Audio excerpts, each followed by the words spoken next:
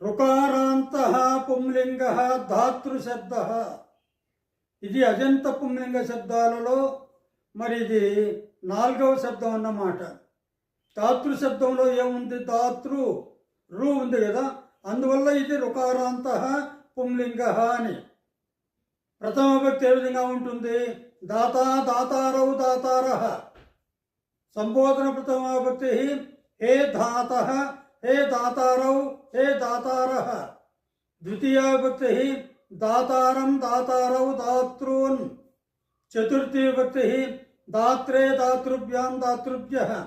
పంచమీ విభక్తి धातुः दातृभ्यां दातृभ्यः.